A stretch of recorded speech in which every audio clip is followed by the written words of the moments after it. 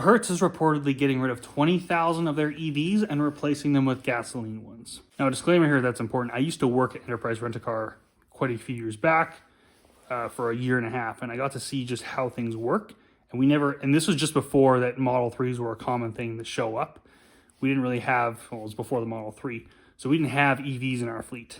Now, if you've never worked in the rental industry before, something to consider with these cars is they are used and abused more frequently than the typical car. The average car is probably going to go to work, you're going to stay there and drive home.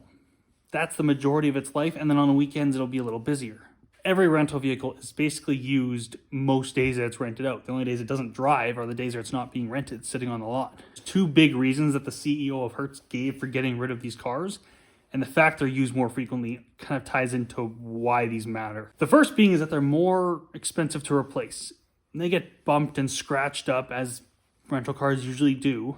You're not just replacing the panel of a Ford Focus, you're replacing it of a Model 3 or something far more expensive. And if you think of an accident, the average car isn't getting a total loss or getting a whole engine replaced every time it gets into an accident, but it is very possible when you get your EV into an accident that a motor or the battery is hurt in some way, shape, or form, and those are expensive things to replace.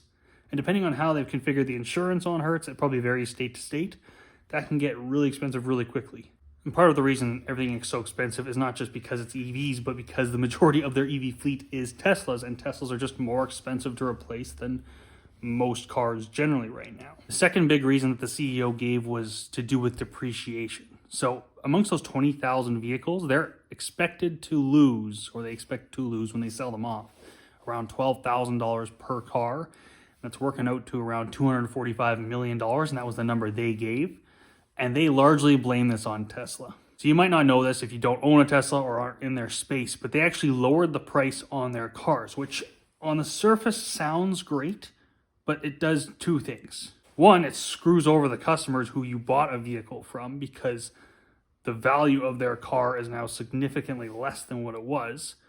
The second thing is it lowers the resale rate on almost all these EVs, even the ones that aren't Tesla, because now if you've marked down all of your product, last year's product is worth even less because it's an old car should never be worth more than new if it's the same vehicle. And when they do that, well, now you've lowered the value of those cars, so every other EV that's a considerable option is driven down by the market price at the same time, which is why it's a really bad move to do, even if they are just trying to make things more affordable for future customers. When you're doing that, you screw over everyone who bought a car more expensively. And this is especially true with the Plaid. And I imagine most of Hertz's fleet are not made up of Tesla Plaids, but that was the most extreme example. I think it went from around 160, 180,000 down to 120. It was a crazy drop. Well, you destroyed the resale market on all of those cars. And this kind of ties into the current feasibility of EVs en masse.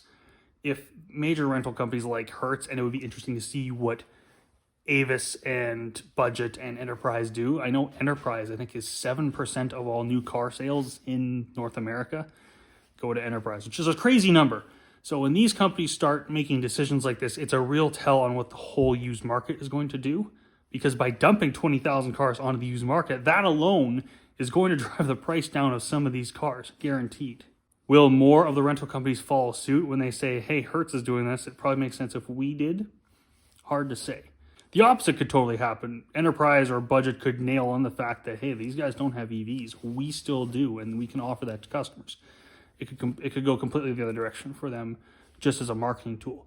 Hard to say. It's fair to say that EVs as a mass scale item are still not quite there. Also, to bring up the fact that these cars are expensive to keep in their fleet, and it sounds like they are going to keep some of their EVs. So 20,000 is not the entire fleet. They are going to keep a couple. But just to have the chargers there, that many for that many cars in use, probably burns them quite a bit of money just to have those things ready. Because usually, you're supposed to bring your rental car back and fill up the tank. Well, if your car comes back full, the next morning it's probably going to be full. Depending where you are, if someone comes back charged or not charged, they're going to have to charge the car anyway because the battery could go down in the cold just being outside. Most of these cars are not kept indoors.